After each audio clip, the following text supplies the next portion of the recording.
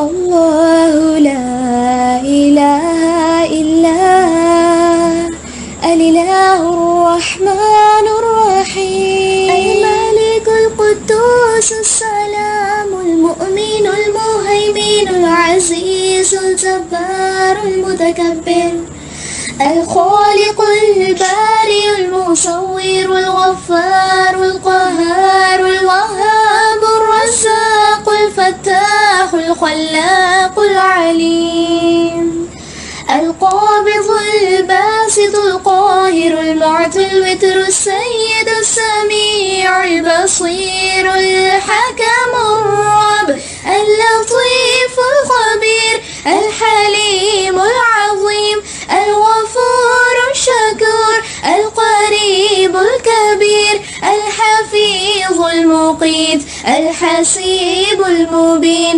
الكريم الرقيب المجيب الرفيق الحكيم الودود المجيد الشافي الشهيد الحق الوكيل القوي المتين الولي الحميد الجميل الأعلى النصير المالك المليك الحي القيوم الحافظ الواحد الأحد الصمد القادر المقتدر المقدم المؤخر الأول الآخر الأكرم الظاهر الباطن الواسع المتعال البر التواب الديان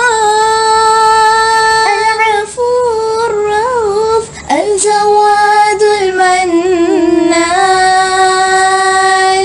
الطيب الغني الحفي العلي الستير القدير المولى المحسن الوارث المحيط الصبوح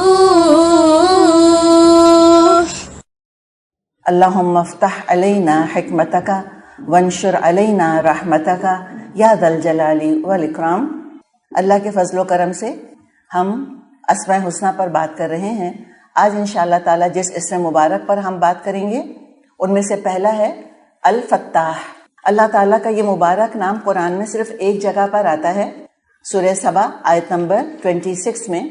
اللہ تعالیٰ فرماتا ہے قل، اے نبی صلی اللہ علیہ وسلم ان سے فرما دیجئے، یجمع بیننا ربنا، ہمارا رب ہمیں جمع کرے گا، ثم یفتح بیننا بالحق، پھر وہ ہمارے درمیان حق کے ساتھ فیصلہ کر دے گا، وہو الفتاح العلیم، اور وہی الفتاح العلیم ہے۔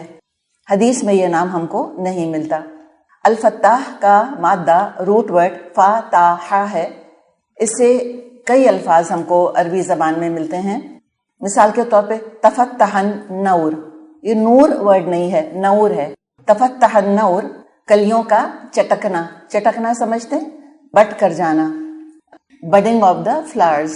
پھر کہا جاتا ہے فاتح البیع، فاتح البیع یعنی تجارت میں آسانی کرنا۔ الفتوح یا الفتح بہار کی پہلی بارش کو کہا جاتا ہے، first rain of the spring season.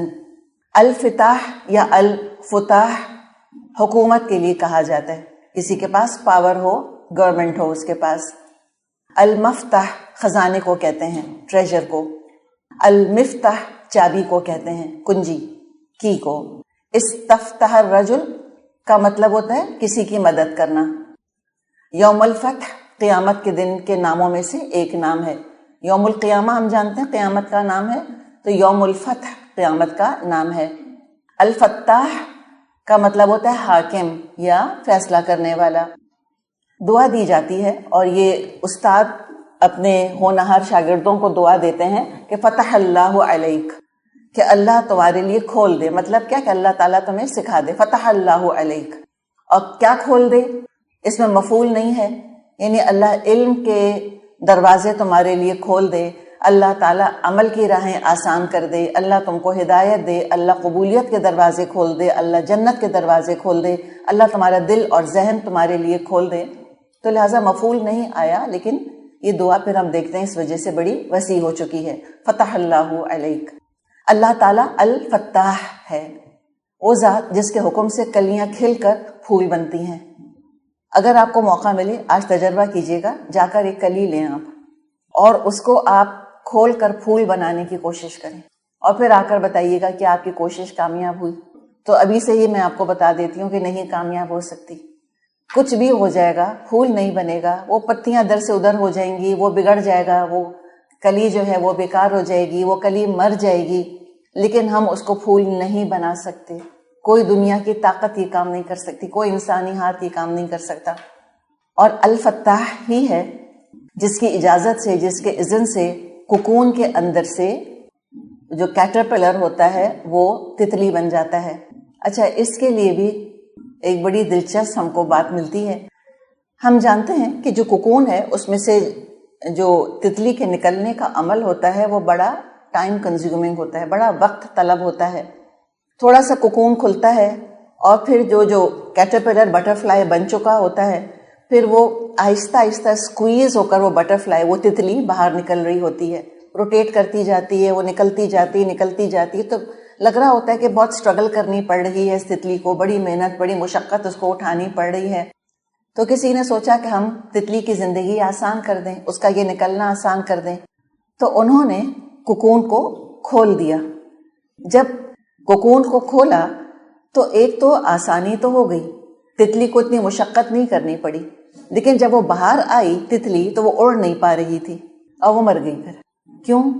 وجہ یہ پتا چلی کہ جب وہ الفتاح کو پتا ہے نا کہ کیا چیز کتنی کھولنی ہے، تو وہ جو کوکون میں بہت ٹائنی سا چھید ہوتا ہے اور اس کے اندر سے پھر بہت کس کے اور سکویز ہو کر جب تتلی کو نکلنا ہوتا ہے تو اس کے پروں میں جتنا پانی ہوتا ہے وہ سارا نچڑ جاتا ہے. اور جب وہ نکل کر باہر آتی ہے تو اس کے پروں میں پانی نہیں ہوتا، وہ ہلکی ہوتی ہے اور وہ اڑ جاتی ہے. اللہ تعالیٰ کے الفتاح کی پلاننگ تو دیکھیں، العلیم بھی ہے، الحکیم بھی ہے، الفتاح ہے. کیسے وہ ماں کے جسم کو کھولتا ہے اور بچے کے لیے راستہ بناتا ہے. کون سی دنیا کی طاقت مجھ کو بتائیں یہ کام کر سکتی ہے؟ کوئی بھی نہیں کر سکتی. اور الفتاح وہ ذات کہ زمین اور آسمان بند تھے، کانتھا رتقن ففتقناہما. تو اللہ تعالیٰ فرماتا ہے وہ زمین اور آسمان بند تھے، جڑے ہوئے تھے، تو اللہ نے دونوں کو جدا کر دیا، اللہ نے کھول دیا. اور وہی ہے ذات الفتاح جو اپنے بندوں کے لیے رزق کے اور رحمت کے دروازے کھولتا ہے اور بخشش کے دروازے کھولتا ہے، جس کو بند کرنا کسی کے بس میں نہیں. سورہ فاتر میں اللہ تعالیٰ فرماتا ہے ما یفتح اللہ للناس من رحمت فلا ممسک لہا. اور اللہ اپنے بندوں کے لیے اگر رحمت کو کھول دے تو کوئی اس کو بند کرنے والا نہیں. فلا ممسک لہا، یہ لا اگر آپ نے گرامر پڑھی ہے، لا نفی جنس ہے. کسی میں طاقت نہیں کہ اللہ کسی کو رحمت دینے کا ارادہ کرے، رحمت کا دروازہ الفتاح کھول دے اور کوئی اس کو بند کر سکے. سارے انسان، سارے جن، سارے فرشتے بھی مل جائیں تو یہ کام نہیں کر سکیں گے. اور آگے فرمایا وما یمسک فلا مرسل لہ من بعدہ. اور جس کے لیے الفتاح نہ کھولے، بند کر دے، تو کوئی بھیجنے والا نہیں اللہ کے حکم کے بعد، اللہ کے فیصلے کے بعد. اور جو رحمت کا ذکر آیا ہے اس آیت میں، اس میں دنیا اور آخرت دونوں کی رحمتیں شامل ہیں. مثال کے طور پہ دنیا میں رحمت کے کیا کیا ذرائع ہیں؟ ہم سب جانتے ہیں رزق بہت بڑی اللہ تعالیٰ کی رحمت ہے. الفتاح رزق کے دروازے کھولنے پر قادر ہے. بارش نہیں برس رہی، وہ آسمان کے دروازے کھول دیتا ہے، وہ کامیابیاں عطا فرماتا ہے. جیسے کہ نبی اکرم صلی اللہ علیہ وسلم سے صلح حدیبیہ کے بعد اللہ تعالیٰ نے فرمایا، اور سورہ فتح اس نام سے تو سورت آتی، سورت الفتح، اور فرمایا تھا انا فتحنا لک فتحا مبینا. اے نبی صلی اللہ علیہ وسلم، ہم نے آپ کو فتح عطا کی ہے، کھلی فتح. حالانکہ جو مسلمانوں کا حال تھا وہ ہم اس سے سیرت پڑھ کر واقف ہو جاتے ہیں. کتنے وہ اداس تھے، کتنے پریشان تھے، کتنے غمگین تھے، کیسے ان کے دل بند تھے، اور کیسے اللہ تعالیٰ نے ان آیات کے نزول سے ان کے دل کھول دیے، ان کی پریشانی، ان کا غم، ان کی فکر دور کر دی اللہ تعالیٰ نے. اور اللہ تعالیٰ نے مکے کی فتح ان کے لیے آسان کر دی. لوگ بعد میں کہا کرتے تھے کہ تم لوگ فتح مکہ کو فتح سمجھتے ہو، ہم صلح حدیبیہ کو فتح سمجھتے ہیں. تو یہ اللہ تعالیٰ کا کام ہے کہ ہر چیز، ہر پریشانی دور کر کے خوشی کے، راحت کے، ذہنی سکون کے اسباب کھول دیتا ہے، جیسے صلح حدیبیہ کے واقعے سے ہم کو پتہ چلتا ہے۔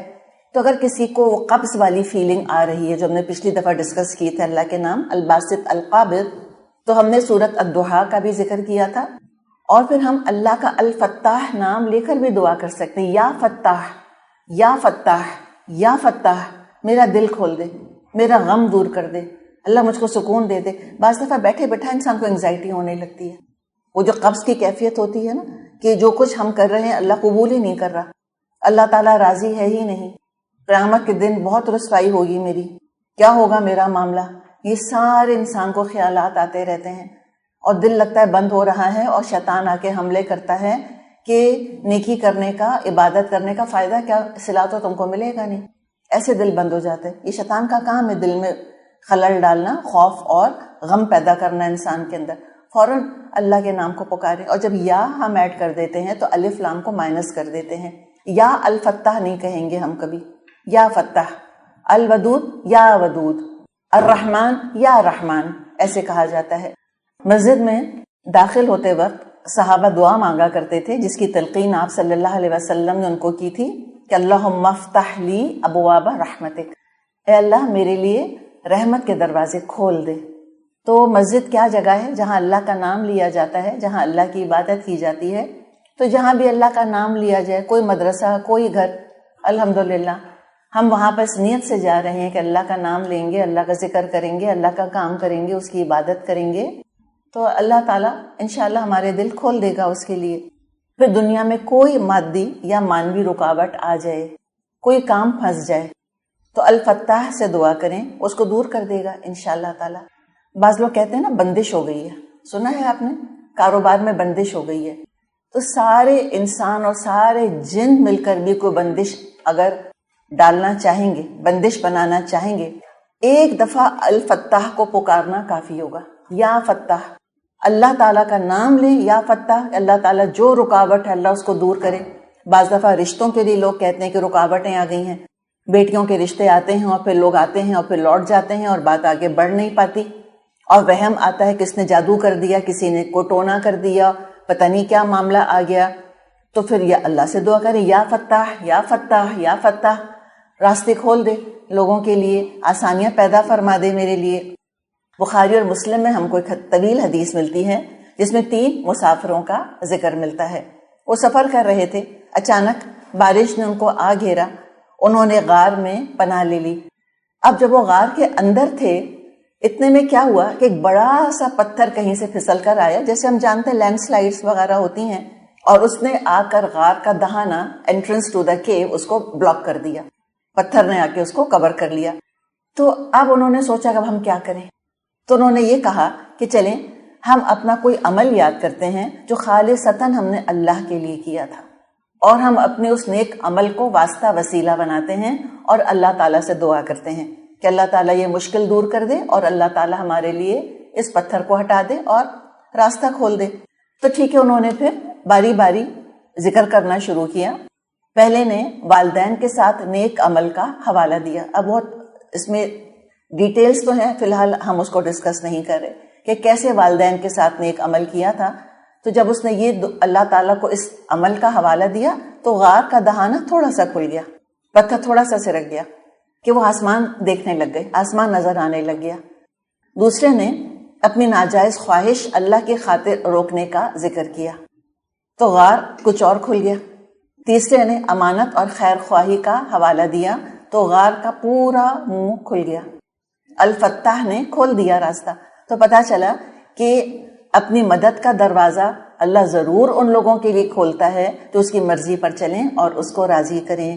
اور جو تینوں اعمال دیکھیے ہم دیکھ رہے ہیں، تو اس میں جو پہلا کیا تھا، والدین کے ساتھ نیک سلوک، دوسرا کیا تھا، اپنی خواہش نفس کو ناجائز طریقے سے پورا نہیں کرنا، یعنی کسی عورت کی حرمت اور عزت کو بچا لینا، اور تیسرا کیا تھا، امانت کا خیال کرنا۔ تو اس میں سب میں کیا چیز کامن ہے، کیا چیز مشترک ہے؟ اس میں چیز جو مشترک ہے وہ ہے حسن سلوک لوگوں کے ساتھ۔ یہ ہے دراصل حقوق العباد، اور لوگوں کے ساتھ احسان کا معاملہ کرنا، ڈگنیٹی آف ہیومن بینگز کا خیال کرنا، ان کے ساتھ نیک سلوک کرنا کتنا اللہ تعالیٰ کو پسند ہے سوچیں. تو پھر ہمارے لیے سبق کیا دے رہی ہے یہ والی حدیث کہ اگر کوئی کام ہمارا کہیں رک جائے تو ضرور سوچیں کہ میں نے کہیں ایسا تو نہیں کسی کا حق روک لیا ہو, تو الفتاح نے میرا بھی راستہ بند کر دیا ہے, یا اگر حق ادا کر رہی ہوں تو کیا آگے بڑھ کر میں احسان نہ کروں کسی کے ساتھ.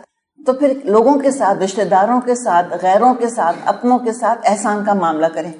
انشاءاللہ تعالی الفتاح کھول دے گا راستے. بعض دفعہ حق اور علم کے حصول میں انسان کو رکاوٹیں محسوس ہونے لگتی ہیں. بہت دفعہ ایسا ہوتا ہے کہ اسٹوڈنٹس آتی ہیں اور بہت شوق سے وہ کورس جوائن کرتی ہیں, لیکن اس کے بعد وہ کہتی ہیں کہ اتنی ساری مشکلات کھڑی ہو گئی ہیں ہمارے راستے میں کہ ہمیں لگ رہا ہے کہ ہم قرآن شاید نہ پڑھ سکیں گی. الفتاح کا حوالہ دے کر دعا کریں اللہ تعالیٰ سے کہ یا فتاح میرے لیے علم کا راستہ آسان کر دے. یا آ گئے ہیں, اسٹوڈنٹ بن گئے ہیں, علم کا سفر شروع کر دیا, اور ناٹ نیسیسریلی کوئی دین ہی کا علم ہو جس کی ہم بات کر رہے ہوں, کوئی بھی بینیفیشل نالج, کوئی بھی نافع علم, فزکس ہو, کیمسٹری ہو, بایولوجی ہو, انگلش ہو, اردو, جو بھی زبان ہم سیکھ رہے ہیں, جو علم حاصل کر رہے ہیں, انجینئرنگ ہے, میڈیسن ہے, لیکن داخلہ لے لیا ہے, اللہ تعالیٰ نے وہ راستہ تو کھول دے لیکن اب حافظہ ساتھ نہیں دے رہا, تو اس کے لیے بھی اللہ تعالیٰ سے دعا کریں. یا زبان نہیں کھل رہی, بتا نہیں پا رہے دوسروں کو, تو اللہ تعالیٰ سے دعا کریں کہ اللہ تعالیٰ دل کھول دے, اللہ تعالیٰ میموری کھول دے, حافظہ کھول دے, زبان پر علوم جاری فرما دے. جیسے کہ موسیٰ علیہ السلام نے دعا کی تھی اللہ تعالیٰ سے کہ رب اشرح لی صدری, اللہ تعالیٰ میرا سینہ کھول دے میرے لیے, ویسر لی امری, اور میرا کام میرے لیے آسان کر دے, واحلل عقدۃ من لسانی, اللہ میری زبان کی گرہیں کھول دے, یفقہوا قولی, وہ میری بات سمجھیں. تو کون زبان کھولتا ہے؟ الفتاح. کون کھولتا ہے سینہ؟ الفتاح کھولتا ہے. اور ہم جانتے ہیں جو ہم جتنے بھی ہیں جنہوں نے اسٹوڈنٹ لائف گزاری ہے, بیسکلی یہی دو ہرڈلز آتے ہیں ہمارے راستے میں. یا تو ریٹینشن نہیں ہے, ریٹین نہیں کر پاتے جو ہم پڑھ رہے ہوتے ہیں, سیکھ رہے ہوتے ہیں, یا دل نہیں چاہ رہا ہوتا پڑھنے کا. بعض بڑے بڑے ذہین اسٹوڈنٹس ہوتے ہیں, بڑے smart, very intelligent, excellent memory, photographic memory, لیکن دل نہیں چاہتا پڑھنے کا. مائیں پیچھے پڑی رہتی, بیٹا پڑھ لو, بیٹا پڑھ لو, وہ بیٹھتے ہی نہیں, کتابیں ہی نہیں کھولتے. تو یہ الفتاح جس نے کہ اپنا قرآن ہمارے سامنے کھول دیا, جس نے کتنے نافع علوم ہمارے سامنے کھول دیے, وہ ہمیں فائدہ اسی وقت دیں گے جب الفتاح ہمارے دلوں کو اور ہمارے ذہنوں کو کھولے گا. اور اللہ تعالیٰ سچ کو کھول کر سامنے لے آتا ہے الفتاح, اور وہ جھوٹ کو, باطل کو بے نقاب کر دیتا ہے الفتاح.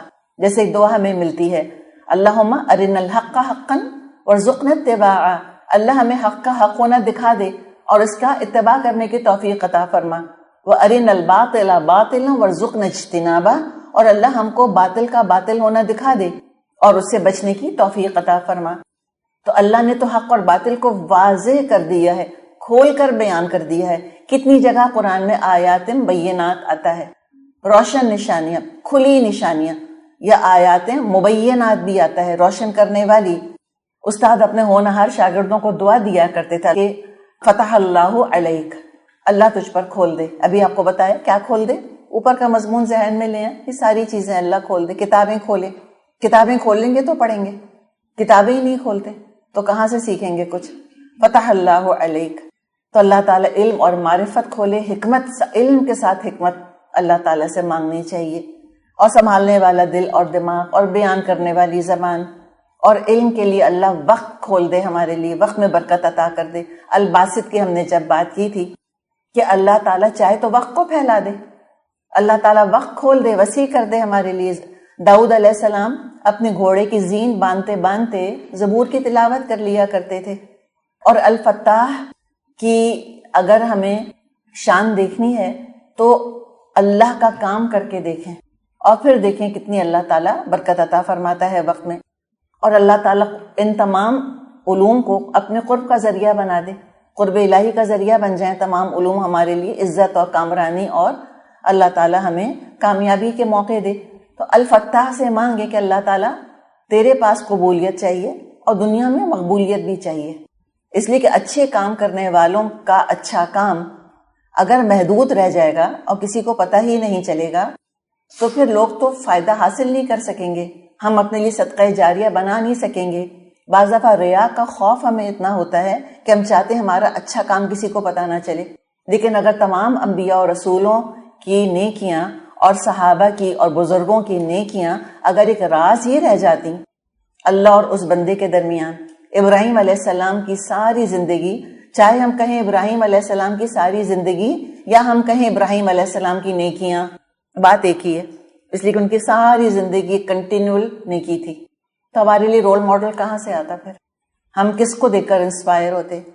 اگر ہمیں پتہ ہی نہ چلتا موسیٰ علیہ السلام کے بارے میں یا محمد صلی اللہ علیہ وسلم کے بارے میں یا ابو بکر یا عمر کے بارے میں یا بلال کی قربانیوں کے بارے میں رضی اللہ عنہم، تو ہمارے دل بھی کیسے کھلتے کہ ہم بھی اعلیٰ درجے حاصل کرنے کی تمنا کریں اور پھر محنت کریں.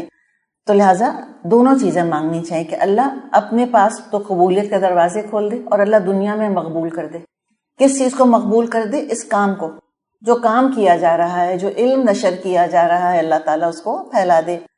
اور اللہ تعالیٰ تو بہترین فیصلے کرنے والا ہے.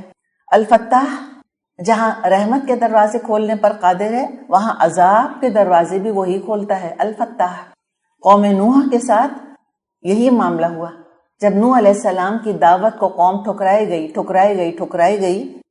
تو پھر نوح علیہ السلام نے دعا کی تھی، انی مغلوب فانتصر، اللہ میں تو مغلوب ہو چکا ہوں، تو اب تو ہی مدد فرما، تو ہی انتقام لے. تو کیا کیا پھر الفتاح نے؟ اللہ فرماتا ہے سورۃ القمر میں، ففتحنا ابواب السماء بماء منہمر، تو ہم نے آسمان کے دروازے کھول دیے موسلادھار بارش کے ساتھ. شعیب علیہ السلام کی قوم نے بات نہیں مانی، شعیب علیہ السلام کی.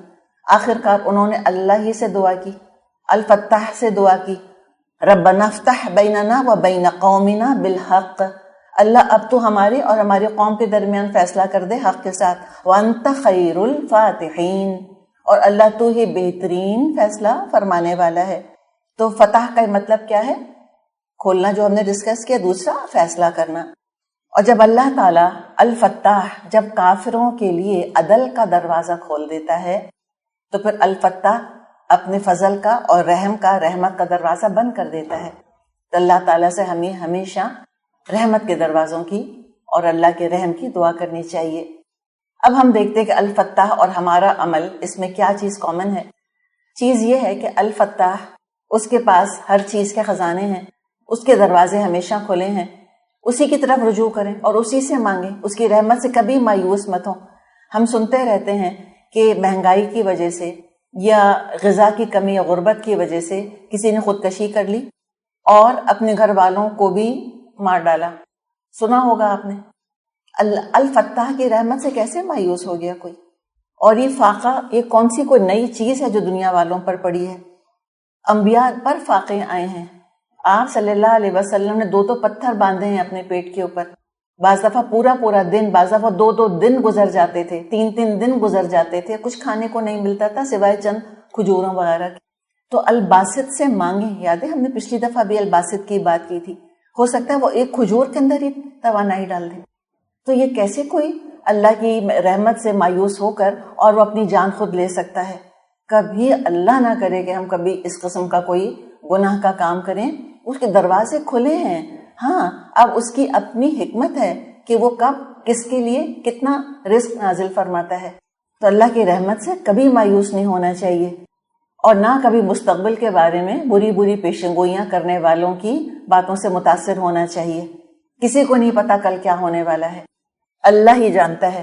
جیسے اللہ فرماتا ہے سورۃ الانعام میں، وَعِندَهُ مَفَاتِحُ الْغَيْبِ، اللہ کے پاس غیب کی چابیاں کنجیاں ہیں، لا يعلمها الا هو، جن کو اللہ کے سوا کوئی نہیں جانتا. اور بعض دفعہ لوگوں کے بارے میں ہم جب سنتے ہیں اتنا افسوس ہوتا ہے، پتہ نہیں اللہ تعالیٰ نے کیا کچھ ان کے لیے لکھا ہوا تھا اور اپنے ہاتھوں اپنے پیروں پہ کلہاڑی ماری، اللہ کا فیصلہ اپنے ہاتھ میں لینے کی کوشش کری. جان اللہ کی تھی اور کسی کو حق نہیں کہ اپنی جان خود لے سکے. وہ الفتاح پر بھروسہ کرتے، اللہ سے دعائیں کرتے، اللہ دیتا. اور اللہ تعالیٰ کو اسباب کا محتاج تھوڑی ہے. بعض دفعہ ہم دیکھتے ہیں کہ ڈاکٹرز جو ہیں وہ مرض کو لا علاج قرار دے دیتے ہیں کہ انکیوریبل ہے، اور اللہ جو الفتاح ہے وہ شفا کا دروازہ کھول دیتا ہے. ایسے ٹھیک ہو جاتے ہیں لوگ جیسے کبھی بیمار تھے ہی نہیں.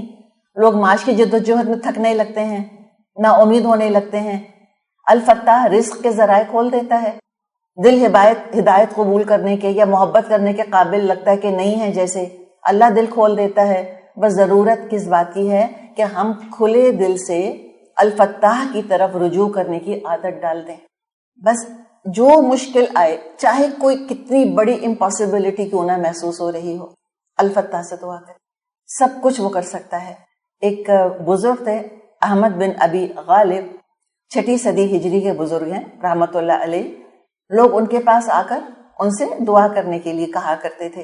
تو ایک مرتبہ کوئی آیا اور اس نے گزارش کی کہ فلاں شخص سے میرے لیے آپ یہ چیز مانگ لیجئے. احمد نے کہا میرے بھائی میرے ساتھ کھڑے ہو جائیے، 2 رکعت پڑھ کر اللہ ہی سے کیوں نہ مانگ لیں؟ کھلا در چھوڑ کر بند دروازے کا رخ کیوں کرتے ہو؟ دینے والا تو اللہ ہی ہے نا. اور آزما کے دیکھیں. مشہور تابعی ہیں عطا بن ابی رباح رحمت اللہ علیہ، کہتے ہیں کہ طاؤس ایک تابعی تھے. طاؤس عربی زبان میں مور کو کہتے ہیں. طاؤسی رنگ نہیں کہتے، وہ جو ایک پیکاک بلو جس کو ہم کہتے ہیں نا طاؤسی نیلا. تو بڑے خوبصورت تھے. تو ان کے جو استاد تھے انہوں نے پیار سے ان کا نام طاؤس رکھ دیا تھا کہ مور کی طرح خوبصورت ہے. تو دیکھیں اللہ تعالیٰ کی شان ہے، الفتاح کی شان ہے کہ حسن کے، علم کے، تقوی کے، حکمت کے، شہرت کے، عزت کے دروازے کھول دیں سبھی کے لیے. محبت کے، کتنی محبت کرتے ہوں گے. سوچیں ان کے استاد ان سے کہ ان کا نام طاؤس رکھ دیا تھا. تو طاؤس رحمت اللہ علیہ نے مجھے ایک دن کسی حکمران کے پاس جاتے دیکھ لیا. اس زمانے کے جو حکمران تھے وہ علماء کی بڑی قدر کیا کرتے تھے، بڑے ہی وہ علم نواز ہوا کرتے تھے. تو ان کو کوئی ضرورت پیش آئی ہوگی، عطا بن ابی رباح کو کوئی تنگی آ گئی ہوگی. سوچا جاؤں کسی خلیفہ کے پاس جاتا ہوں، ہو سکتا ہے کچھ دے دے. تو جب ان کے استاد نے دیکھا تو آپ دیکھیں کیسے نصیحت کری. کہا طاؤس میری بات غور سے سنو، اپنی کوئی ضرورت ایسے شخص کے سامنے پیش مت کرو جس نے اپنے دروازے بند رکھے ہوں اور اپنے دروازوں پر دربان بٹھائے ہوئے ہوں، بلکہ اپنی ہر ضرورت اس کے سامنے پیش کرو جس نے ہر دم اپنے دروازے اپنے بندوں کے لیے کھلے رکھے ہوں. اور تم سے جو مطالبہ کرتا ہے کہ مجھ سے مانگو میں دوں گا، ادعونی استجب لکم، پکارو مجھ کو میں تمہاری پکار قبول کروں گا. اور وعدہ کر رکھا ہے میں اپنے بندوں کی دعا قبول کروں گا. اذا سألک عبادی عنی فانی قریب اجیب دعوت الداعی اذا دعان. میرے بندے آپ سے میرے بارے میں پوچھتے ہیں تو کہہ دیں میں تو بالکل قریب ہوں، ہر پکارنے والی کی پکار کا جواب دیتا ہوں جب اور جہاں مجھے پکارے. تو اللہ خود کہتا ہے ادعونی استجب لکم اجیب دعوت الداعی اذا دعان. مانگے اللہ سے، پھر اسباب دیکھیں تو ضرور اللہ تعالیٰ کھول دے گا راستے. اور کیوں نہ دے گا، سارے خزانے الفتاح کے قبضے میں ہیں. بعض دفعہ ہمارے دروازے کھلے ہوتے ہیں، ہمارا ہاتھ بھی کھلا ہوتا ہے، ہمارا دل بھی چاہ رہا ہوتا ہے، لیکن پاس پیسہ نہیں ہوتا، دے ہی نہیں سکتے. یہ خود انبیاء کے ساتھ یہ معاملہ ہوتا تھا. آپ صلی اللہ علیہ وسلم سے بعض دفعہ کوئی مانگنے آتا تھا، آپ کے پاس کچھ بھی نہیں ہوتا تھا، حتیٰ کہ کھجور بھی نہیں ہوتی تھی کہ آپ دیں. تو بعض دفعہ آپ اپنے ہتھیار یا اپنا سامان کسی کے پاس گروی رکھواتے تھے اور وہاں سے کچھ قرض لیا کرتے تھے. تو یہ تو انسانوں کا معاملہ ہے، لیکن الفتاح اس کے پاس کوئی کمی ہے؟ لہو مقالید السماوات والارض، اسی کے پاس ہیں تمام خزانے آسمانوں اور زمین کے. تو مقالید کا ایک ٹرانسلیشن ترجمہ خزانے کیا جاتا ہے اور ایک کنجیاں، اور دونوں چیزیں سنونیمس ہی ہیں، مترادف ہی ہیں. چابی کسی چیز کی ہے، اگر تالا ڈالا ہوا ہے ہم نے کسی چیز پر، اس کا مطلب ہے قیمتی چیز ہے اس کے اندر، اور خزانوں ہی پر تالے ڈالے جاتے ہیں. تو اللہ تعالیٰ سے آپ صلی اللہ علیہ وسلم دعا کیا کرتے تھے اللہم انی اسألک الفواتح الخیر و خواتمہ. اللہ میں تجھ سے سوال کرتا ہوں فواتح الخیر کا، کہ ہر چیز اللہ تعالیٰ تو خیر کے ساتھ شروع کر اور خیر کے ساتھ وہ انجام پذیر ہو. ہم کہتے ہیں نا خاتمہ بالخیر. تو جب دنیا کا دروازہ بند ہونے لگ جائے اور ہمارے گھر کے دروازے بند ہو جائیں اور جب قبر کا منہ کھل جائے، اللہ تعالیٰ کو ہمیں وہاں لے کر جا رہا ہے، زندگی اپنے اختتام کو پہنچ گئی دنیا والی، اللہ خیر کے ساتھ لے کر جائے. وَجَوَامِعَهُ وَأَوَّلَهُ وَآخِرَهُ. اور اللہ تعالیٰ میں تجھ سے سوال کرتا ہوں جامع بھلائیوں کا، اور بھلائی کا اول اور آخر. وَظَاهِرَهُ وَبَاطِنَهُ. اور اللہ اس کا ظاہر بھی اچھا ہو باطن بھی اچھا ہو. وَالدَّرَجَاتِ الْعُلَى مِنَ الْجَنَّةِ آمین. اور اللہ تجھ سے میں جنت کے اعلیٰ درجوں کا سوال کرتا ہوں، اللہ ہی تو قبول فرما لے. تو اللہ جنت کے دروازے کھولتا ہے. اب آ رہا ہے رمضان، باب الریان ہے، دعا کریں اللہ تعالیٰ کھول دے میرے لیے، اپنے لیے دعا کریں. بلکہ صرف ایک دروازہ کیوں، دعا کریں اللہ جنت کے 8 دروازے کھول دے. اور الفتاح کب 8 دروازے کھولتا ہے جنت کے؟ بتائیے ذرا. وضو کے بعد جو دعا مانگتے ہیں ہم، جی ہاں، اشہد ان لا الہ الا اللہ وحدہ لا شریک لہ واشہد ان محمدا عبدہ ورسولہ. اور بعض روایات میں تھوڑا ایڈیشن ہے کہ اللہم اجعلنی من التوابین واجعلنی من المتطہرین. اور ایسی عورت جو کہ اپنے فرائض پورے کرتی، جو اللہ نے اس کے ذمے رکھے ہیں، شوہر کی فرما برداری ہے، وفادار ہے، اس سے کہا جائے گا قیامت کے دن جنت کے جس دروازے سے چاہے داخل ہو جائے. یہ آنر دیا ہے اللہ تعالیٰ نے عورت کو. اور رمضان جب آتے ہیں تو کیا ہوتا ہے؟ جنت کے 8 دروازے کھول دیے جاتے ہیں، کوئی دروازہ بند نہیں چھوڑا جاتا. اور جہنم کے سب دروازے بند کر دیے جاتے ہیں، کوئی دروازہ کھلا نہیں چھوڑا جاتا. اور اس کے خیر سے صرف وہی محروم ہوتا ہے، رمضان کے خیر سے، جو واقعی محروم ہونا چاہتا ہے. یعنی رمضان میں اپنے آپ کو جنتی بننے سے محروم کرنے کے لیے ایفرٹ چاہیے. یہ پتہ چلتا ہے ہم کو. الفتح نے وہ سب دروازے کھولے ہوئے ہیں جو رمضان کا مہینہ اب آنے والا ہے. تو مومن اللہ کی شان کا تجربہ کرتا ہے. بعض دفعہ اللہ نیکیوں کے لیے دل کھول دیتا ہے، بڑھ بڑھ کر نیکی کرنے کا دل چاہتا ہے. بعض دفعہ حجاب آ جاتا ہے دل کے اوپر، تنگی لگنے لگتی ہے، دل نہیں چاہ رہا ہوتا بہت زیادہ عبادت کرنے کا. بعض دفعہ کھلے دل کے ساتھ، نشاط کے ساتھ عبادت کرتے ہیں، بعض دفعہ تنگی کے ساتھ. ہر معاملہ دنیا کا آپ دیکھیں یہی ہے. بعض دفعہ کسی کی محبت کے لیے الفتح کھول دیتا ہے ہمارے دل، ہمارے ذہن کو. بعض دفعہ اسی انسان کی محبت کم ہونے لگتی ہے. حتیٰ کہ ماں باپ کے دل میں بعض دفعہ اولاد کی محبت کم ہونے لگتی ہے، بعض دفعہ اولاد کے دل میں ماں باپ کی محبت کم ہونے لگتی ہے. یہ سیسو جو ہے ہم دیکھتے ہیں چلتا رہتا ہے. بعض دفعہ اللہ تعالیٰ حکمت کے معرفت کے دروازے کھول دیتا ہے.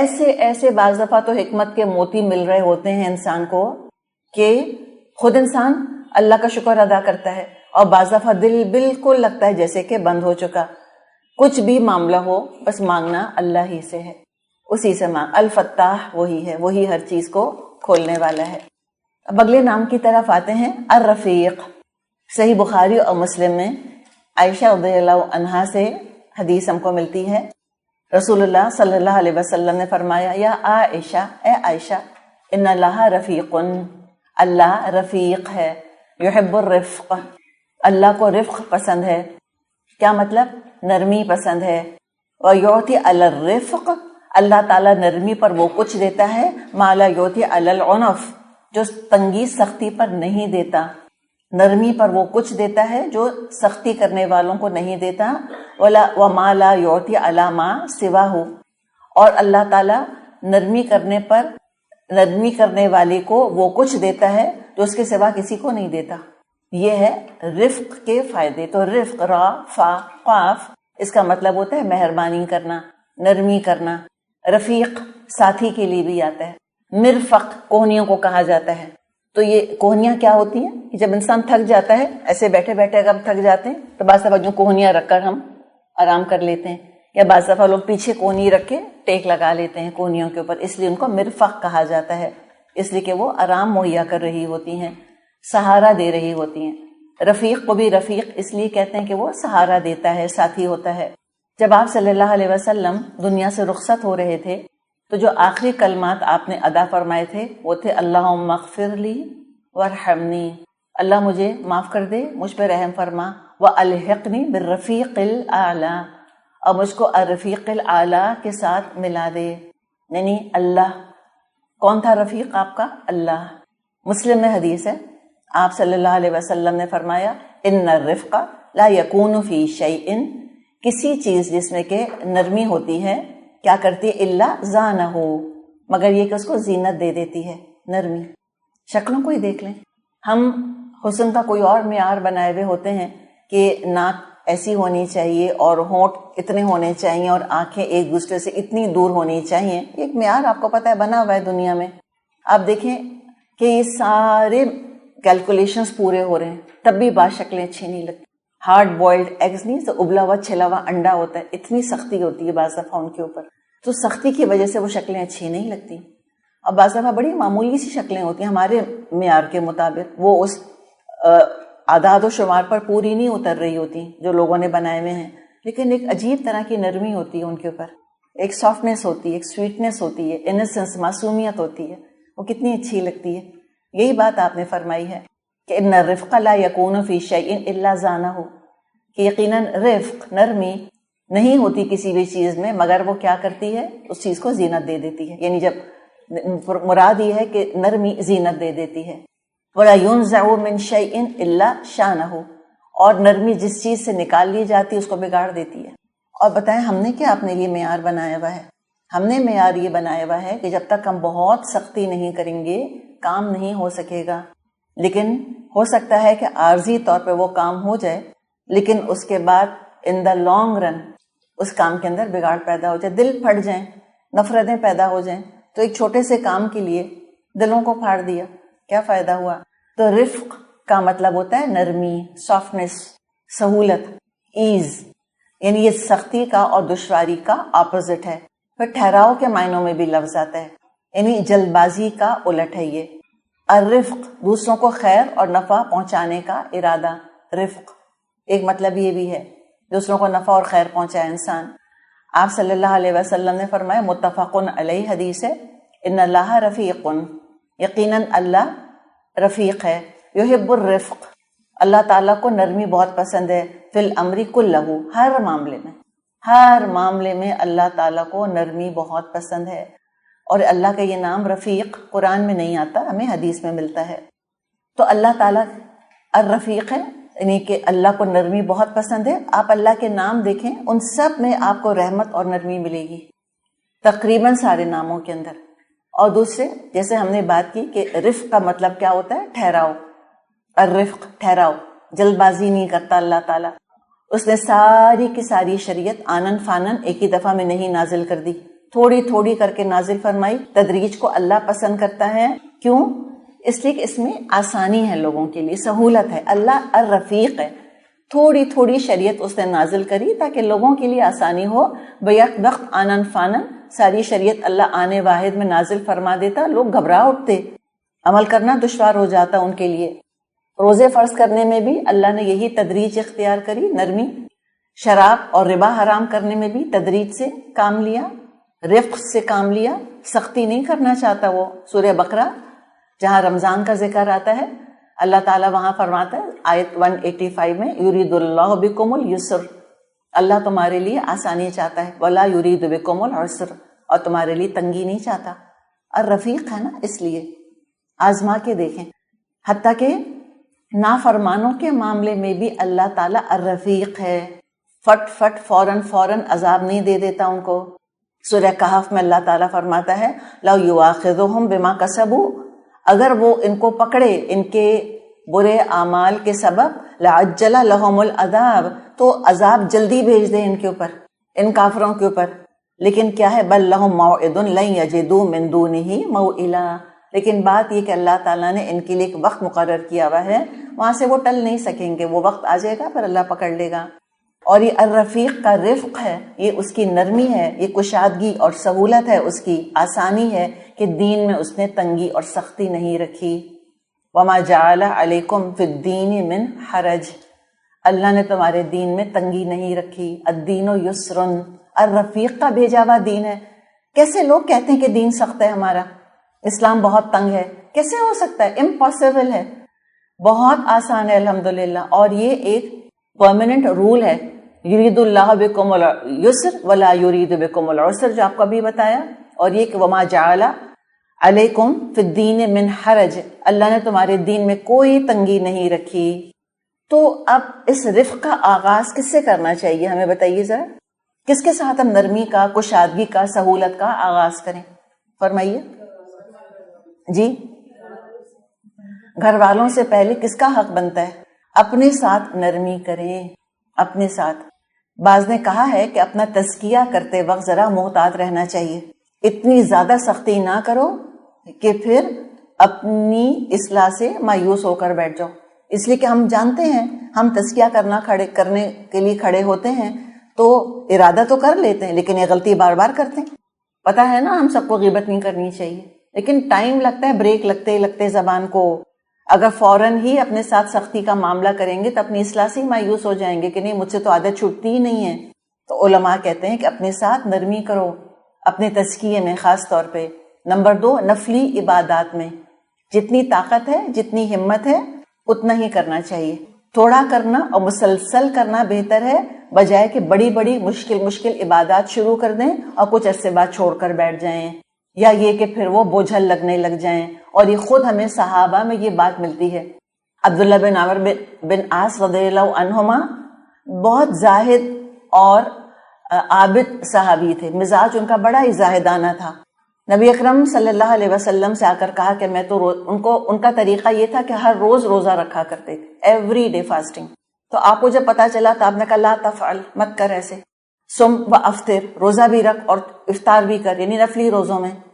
تو پھر انہوں نے کہا کہ اچھا میں کتنے روزے رکھوں؟ آپ نے کہا کہ مہینے میں 3 رکھ لیا کر.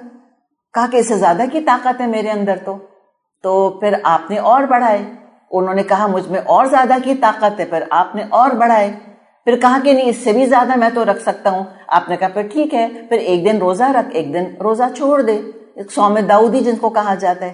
تو اس پر پھر بات ٹھہر گئی نبی اکرم صلی اللہ علیہ وسلم کے سامنے.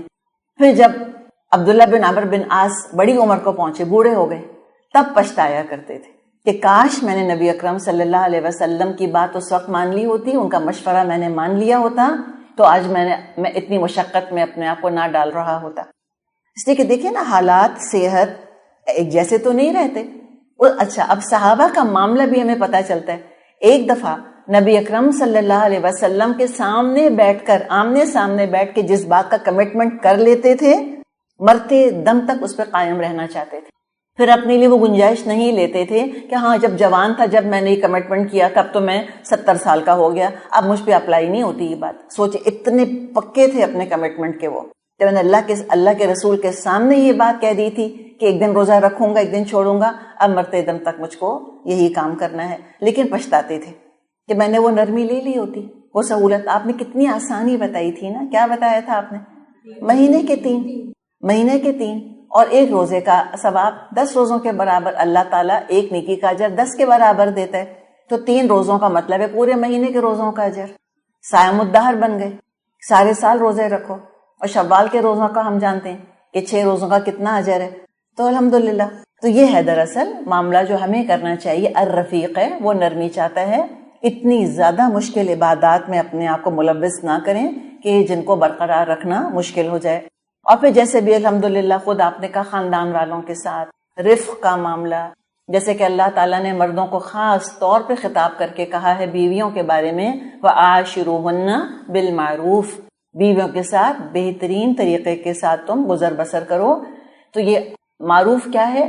نہ صرف یہ کہ احسان کرو، نہ صرف یہ کہ تکلیف نہ پہنچاؤ ان کو، بلکہ یہ ہے کہ اگر کوئی ان کی طرف سے تکلیف تم کو پہنچے تو خوبی کے ساتھ سہ جاؤ. اور یہ اللہ نے اسی کو آگے بیان کیا ہے، عَسَىٰ أَن تَكْرَهُوا شَيْئًا وَيَجْعَلَ اللَّهُ فِيهِ خَيْرًا كَثِيرًا. ہو سکتا ہے تمہیں کوئی بات اچھی نہ لگے، لیکن اللہ نے اس میں ڈھیر خیر رکھ دیا ہو تمہارے لیے. یہ ہے رفق کا معاملہ. عائشہ رضی اللہ عنہا سے پوچھا گیا کہ رسول اللہ صلی اللہ علیہ وسلم جب گھر میں ہوتے تھے تو کیا کرتے تھے؟ ہم سے کوئی پوچھے، رسولوں کو تو چھوڑیں ایک طرف، اب یہ ان کا تو معاملہ ہی کوئی لیول ہی کچھ اور ہے.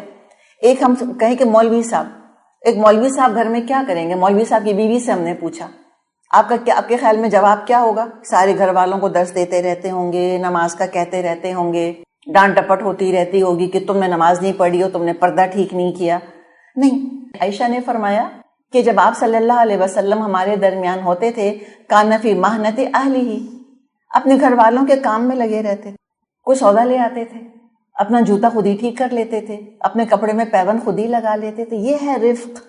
اچھا، ازواج کے کتنے بڑے بڑے گھر تھے بتائیں، کہ جو ان کو پورے کو مینج کرنا ہوتا تھا کہ فلاں کمرہ جو ہے اس کی صفائی کرانی ہے، اب وہ جو ڈنر سیٹ رکھا ہے اس کو نکال کے دیکھوں، جو میں نے سوٹ کیس میں کپڑے رکھے میں 50 جوڑے، کہیں کیڑا تو نہیں لگ گیا. یہ تھا ان کا کام؟ کچھ بھی نہیں تھا. بچے کتنے تھے گھروں میں جو ماؤں کو بالکل آپ بیچارے کو مصروف کر کے رکھتے ہیں؟ کوئی بچے نہیں تھے. تو آپ صلی اللہ علیہ وسلم گھر میں داخل ہو کر یہ پوچھ سکتے تھے کہ میرا جوتا ٹھیک کیوں نہیں ہوا، صبح سے تم کیا کرتی رہی؟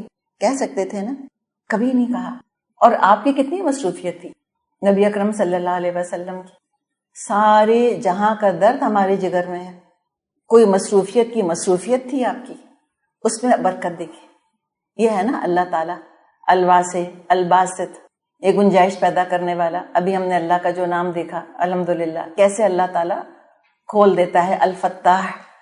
دنیا کا مصروف ترین انسان، ان کے پاس بھی ٹائم تھا کہ وہ اپنا جوتا ٹھیک کر لیں اور اپنے کپڑوں کو خود مینج کر لیں اور گھر کے کام کاج کر دیں. یہ ان کا معاملہ تھا. لیکن کیا فرماتی ہیں آگے؟ فَإِذَا حَضَرَتِ الصَّلَاةُ، جب نماز کا وقت آ جاتا تھا، قَامَ إِلَى الصَّلَاةِ، تو وہ نماز کے لیے چلے جاتے تھے. بخاری میں یہ حدیث موجود ہے. یہ ہے رفق. کاش کہ جمعے کے خطبوں میں امام صاحب یا خطیب جو ہیں یہ اپنے ممبر سے یہ حدیثیں سنایا کریں. تو ہمارے جس کو ہم کہتے ہیں نا ٹاکسک میسکولینٹی، ایک عجیب و غریب قسم کی مردانگی کا تصور جو پیش کیا جاتا ہے کہ مرد وہ ہوتا ہے کہ جو گھر میں آتا ہے اور وہ ہلتا نہیں ہے اس کے بعد، اور بیویوں کے لیے کہ بس بیوی کون ہے، وہ جو خدمت پہ خدمت کیے چلے جائے، وہ میاں کے سارے کام کرے. میاں کی شان کے خلاف سمجھا جاتا ہے کہ بیوی کا کوئی کام کر دے.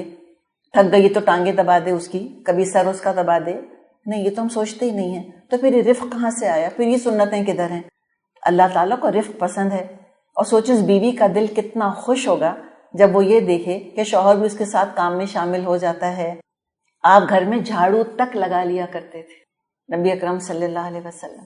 بکری کا دودھ آپ دھو لیا کرتے تھے. گھر سے باہر لوگوں سے ملتے تھے تو خندہ پیشانی سے ملتے تھے. اور ایسے انسان جو ہوتے ہیں وہ لیڈرشپ رول کے لیے بہترین ہوتے ہیں، جن کے اپنے اندر نرمی ہوتی ہے اور جو رفیق ہوتے ہیں. آپ نے دعا فرمائی کس کے لیے؟ لیڈرز کے لیے.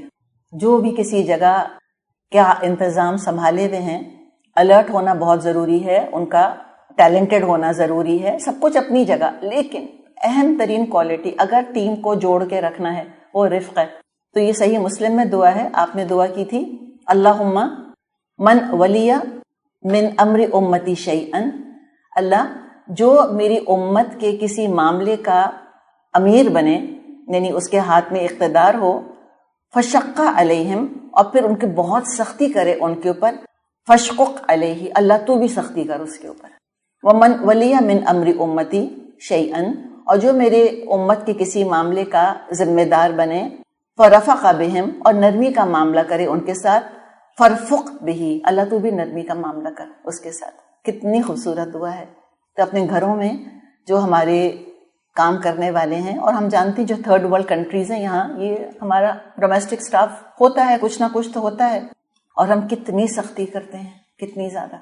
تو اتنی نرمی بھی نہیں کہ وہ بگڑ جائیں، کام کرنا چھوڑ دیں، کاہلی والی نرمی نہیں، لیکن لہجے کے اندر، الفاظ کے انتخاب کے اندر نرمی.